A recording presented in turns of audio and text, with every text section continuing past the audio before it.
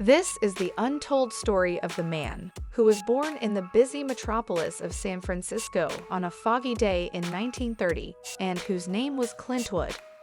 This man was destined to leave an everlasting stamp on Hollywood, transcending the realms of acting, music, and even politics.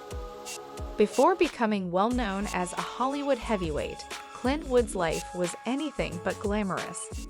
He had to overcome obstacles in his blue-collar jobs and forge a path that would eventually lead him to the epic center of the entertainment industry. It was during these formative years that Clint would like many young dreamers to have aspirations that transcended the ordinary. As fate would have it, his journey took a turn when he was drafted into the U.S. Army in the early 1950s. First, in 1953, he set his sights on the city of dreams. Los Angeles is a city that beckons with promises of prosperity and joy, the place where the silver screen magic of film was realized. Arriving in Los Angeles with nothing but a pocket full of dreams, Delbu, equipped with a strong sense of will, knocked on doors of opportunity. Universal Pictures, a giveaway to the word of Hollywood, recognizes raw talents in this young man with no professional acting experience. A contract was signed, setting the stage for E with ascend from obscurity to the dazzling lights of Tinseltown.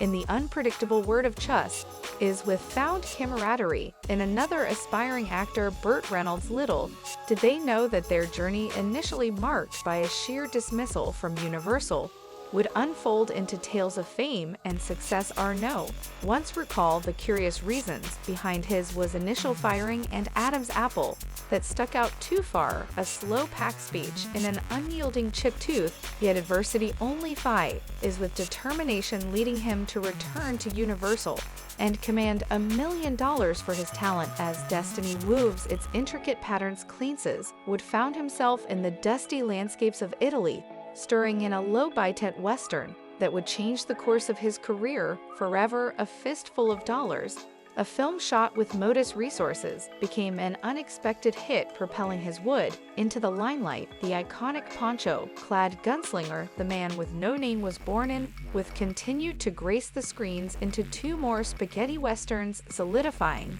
is a status as a cinematic force to be reckoned with. The trilogy's success was not without his quirks, as were casually admitted in an interview the very punche, wherein all three films had never seen the inside of his washing machine. With a hearty laugh, will reveal the secret behind his unwashed state watch it, and his falls apart, a testament to the rooked authenticity that is brought to his characters, while his on-screen persona captivated audiences. His talents transcended the boundaries of acting. A revelation often overlooked is his prowess as a musician. Den of Geek points out that would compose music for several of his films, leaving an indelible mark on the auditory tapestry of his creations. From High Tomlin to Gran Torino, his musical endeavors added a layer of emotional depth to his cinematic masterpieces. In the midst of playing the iconic Roy Diaz on TV's R.I.P, Clint Wood ventured into the recording studio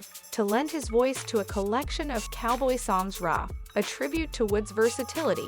Hi Clint was sings cowboy favorites, featured both original songs and classics like Don't Fan Me In, showcasing his raw, unadulterated persona.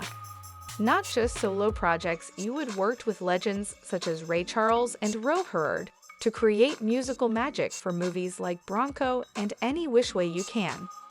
As the 1970s progressed, Clint Eastwood's cinematic journey took a crucial turn with the introduction of Detective Harry Callahan and Dirty Harry.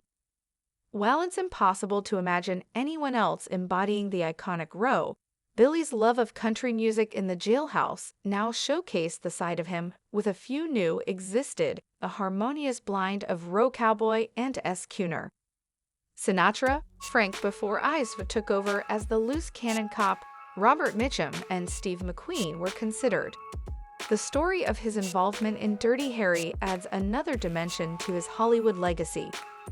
While he was in post-production for his directorial debut, Play Missy for Me, he received an unexpected call. An injury to his hand caused a setback for Sinatra, the first pick, paving the way for the Wafers Wood to age in the state. but he had a condition for which the original screenplay was insufficient. So Detective Harry Callahan came to be associated with the cleanest charisma and prosperity brought with them money, turning Ismod's earnings from rawhide and a fistful of dollars into an estimated net worth of $375 million by 2020, according to Net Worth. His directing debuts, Play Misty for Me, marked the start of a prolific career behind the camera. Despite this, Ismod's journey wasn't limited to the glitz and glamour of Hollywood. An entrepreneur at heart, he co-owned the Hawk's Breath in Carmel by the Sea, California for 27 years. The charming coastal town also saw Eastwood's passion for golf manifest in the Tehama Golf Club for Eastwood. These weren't just investments, they were expressions of his sincere affection. Politics. The mayor of Carmel, California, was elected not out of desire for office, but rather out of resentment over antiquated laws. The status quo was being challenged by stifling progress. His time as mayor was characterized by symbolic actions, such as changing an ice cream parlor ordinance, which demonstrated his dedication to pragmatism and contempt for bureaucratic red tape. He is known for giving unforgettable characters life. Unexpectedly, Rowe turns down two of the most AIC routes in movie history. In an era when performers were down in caves and tights, Superman and James Bond had no takers in Eastwood. When considering the Bond offer, Eastwood, who was in his late 40s, felt he was too old to be a Man of Steel. Stepping into Sean Connery's shoes didn't feel right. He respected the legacy of those who came before him, even though he turned down the opportunity to play a cinematic superhero. His real-life heroism came to light in 2014 at a golf tournament when, using the H-leak maneuver, he saved the life of Steve John, the CEO of the A&T Palm Beach National Program. It was a moment of swift action and composure that demonstrated that his heroism was limited to the real world. The threads of heroism running through his life transport him back to his days in the U.S. Army when he survived a plane crash near Point Br, California. His string skills were crucial in getting him to the Marin County Coast Unos, where sharks were present, adding a layer of suspense to an already thrilling experience. The Los Angeles Herald-Examiner reported an incident involving Eastwood and his son Maxima Parr in his spot. The beginning legal battle was as colorful as the script for Eastwood, with him claiming that he was only exercising his right to park in his designated space, while friends called him in a professional capacity.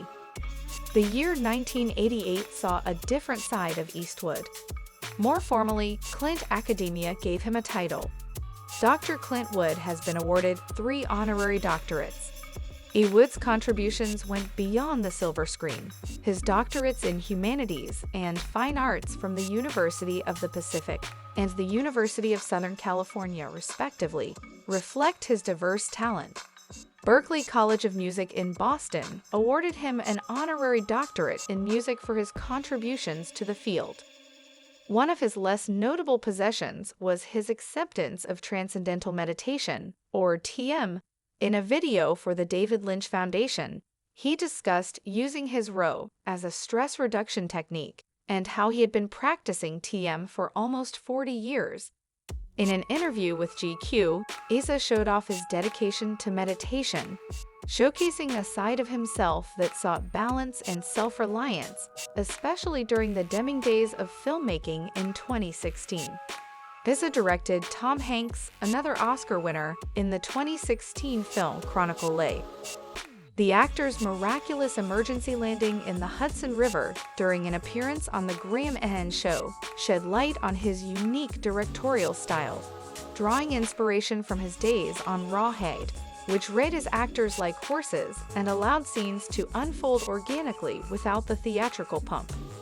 Asa confessed that working on a clean scene movie was unlike any other experience, with the director's minimalist approach frequently leaving actors unaware of when the raspy camera was rolling. A whisper of "all right, go ahead" indicated the start of scenes that would later be characterized as frightening as hell in Hollywood history. Clint is a living example of tenacity, adaptability, and unwavering dedication to his craft.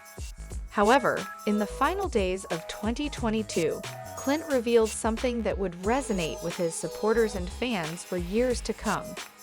After overcoming colorectal cancer in 2020, Clint revealed that the rigorous treatment had caused him to lose over 30 pounds.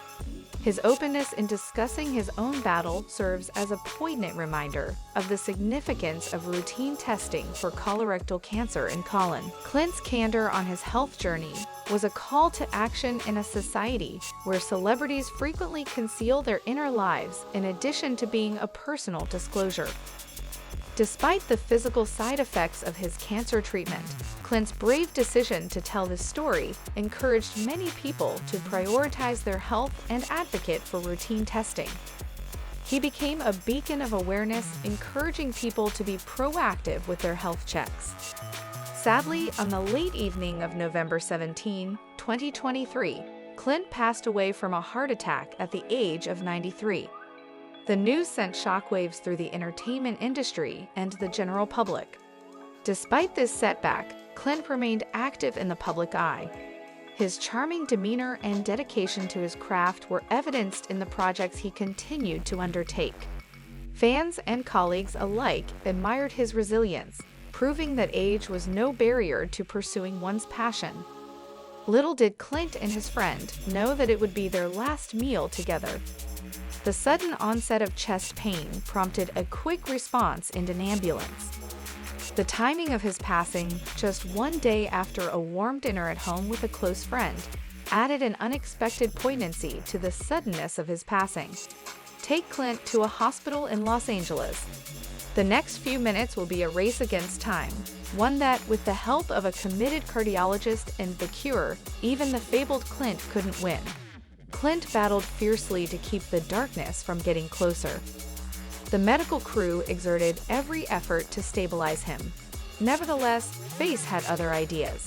Clint passed away from a heart collapse more than 3 hours after the mission, leaving behind a leg saw that extended well beyond the silver screen. As we consider Clint's final chapter, it's evident that his legacy extends beyond the confines of a screen. His candor about health struggles and advocacy for cancer awareness abound. While Clint's battle with cancer ultimately played a role in his untimely departure, his battle with the disease ultimately left a lasting and formidable mark on the world. Thanks for watching my video.